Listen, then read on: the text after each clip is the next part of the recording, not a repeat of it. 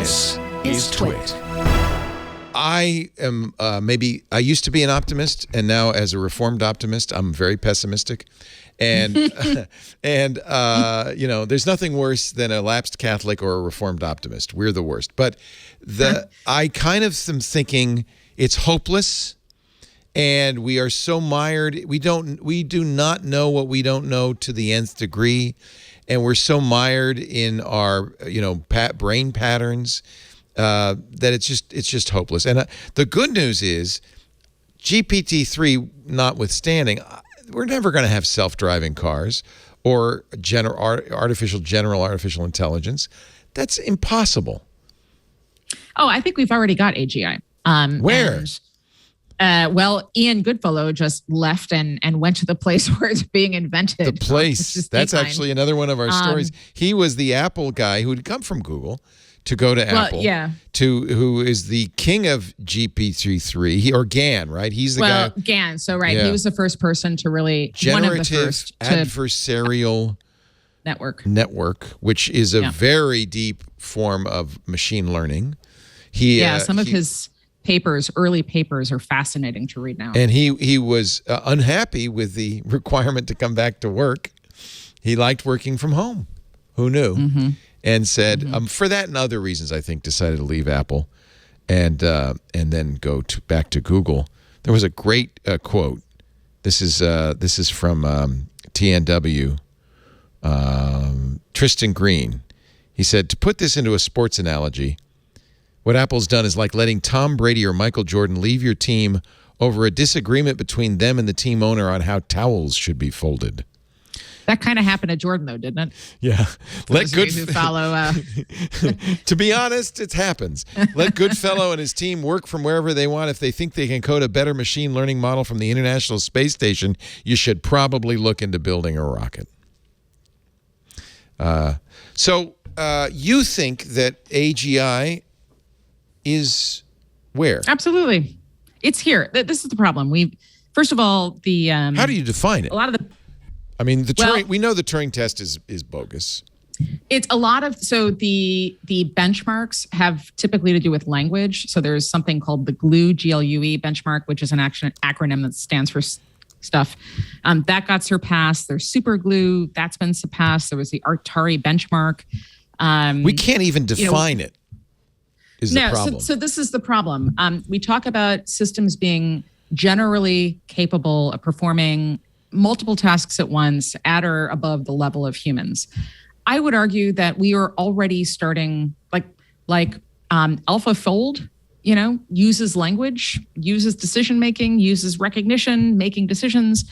We already have systems that I think evidence sort of the outer edges. We have edge cases now. Yeah, but they're very specific domains.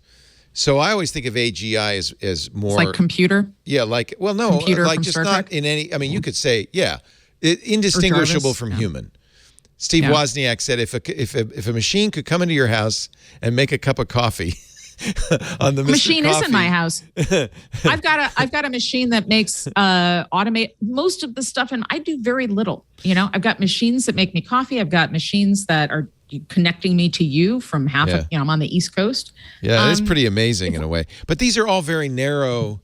That's why I say general intelligence, because these are all like, well, yeah, of course, machines can do a lot of things. But honestly, that's algorithmic, in my opinion. The problem with the current benchmarks is that you're right. They are specific. They are mostly tied to specific types of language. But you have to have the benchmarks because that's what galvanizes activity in the research community, because people want to beat them. Yeah. I think we have to just define. So in the last book that I wrote, The Big Nine, I actually came up with my version of what a better benchmark would be. It's called I think I called it the meaningful contribution test, which is where you would have an AI system like the A word, for example, disembodied voice, sitting in on a meeting with you, and it would sort of automatically intervene or be a part of conflict conversations. It would automatically. I think that's super hard, and much harder than we think. I think that's I feel like the first 80% is easy. It's the last 1% that's impossible, and I think that's everything. Yeah, it's everything, and I think that's really we've underestimated that last 1% all this time. The right now the EU is proposing that every social network should be responsible for the content of that network, not only child sexual abuse material, CSAM, that's what Apple was proposing with a CSAM scanner for the iPhone, but of grooming behavior. So this raises a number of things. First of all, that means no end-to-end encryption, because if WhatsApp is responsible for all the conversations on WhatsApp, they can't encrypt them. They've got to be able to see them.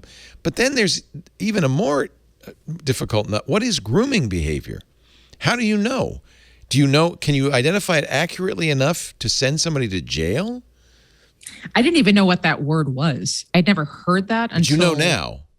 I do, unfortunately. Yeah. Now It's what I've been grooming you for months. The hives, they're coming.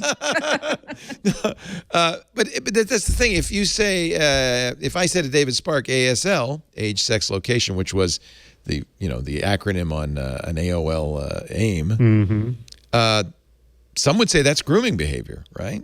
It could certainly be the first step in grooming behavior. But maybe I just want to know David better. And how is so this is, by the way, it's not yet the law in the EU, but this is a serious proposal that could very well become law in the EU. And bizarre. I don't know how you would enforce it. I think we're going to look back in 100 years. I've been. You're going to be around in 100 years? I wish. I hope not. I hope not. No. No, wouldn't you want to be, if you could be poured into. Of course. Yes. Of course. Yes. Oh, yeah. If I could go far enough in the future, absolutely. No, but maybe I would need to go farther than 100 years. I got about 18 years left. I'm hoping between now and what is that, 2038, that somebody will figure out how to put my brain in a jar and, I could live forever. Well, right now your brain needs to figure out basic math because it'd be 2040. Okay, whatever. Here's what I've been thinking a lot about. I'd be really good at that, I've been thinking a lot that you go 100, 150, 200 years into the future, those people are going to look back at us, the generation that's alive right now, and we're the generation that we're going to look so primitive, right? We are the ones who started things. We're like cave people in a good way. Right. James Webb is going to start porting back images that are literally we are going to have to confront our interpretation of reality. Yeah. I also think, looking back at us now, we're going to look like barbarians. The way that but the weapons that we're using, the weapons are like bludgeons, right? We look at the way people fought 1,000 years ago, and we say now, how could anybody have lived through that? How horrible! I think they're going to look at our digital tools. Sure. Of course they are, and they're going to say the same types. It's going to be the same analogy about us. I would love to be the generation that's like, hey, we figured out like picks and shovels and how to make fire, and then we did some good stuff with those tools, versus we were the barbarians, Well, but isn't it always those guys were really, they didn't take baths.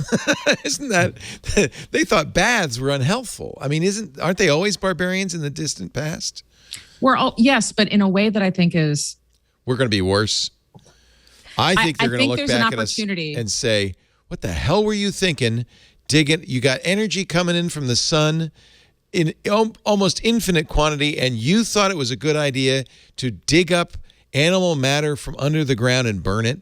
What the hell were you thinking?" That's what I think they're going to think. No, of course, but I've been having fun going pretty far out, thinking, what are the things that we are the first? I mean, yes, in '69 humans went to the moon. That's fine. But this is something different. That's pretty good. Right? Yeah. This is pretty good.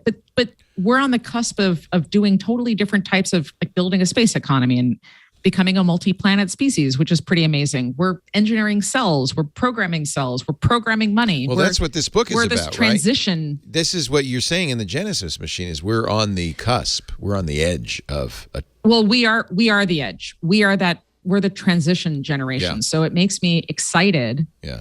It also makes me feel this sense of urgency, like we got to all make good choices here. Yeah. So that, anyways. Well, no, that's right. It's, if you're shooting at Mars, 1 degree off at the beginning could be a million miles at the end. We gotta aim carefully. Of course, we're not habitually Leo, inclined why do you want to that. blow up Mars?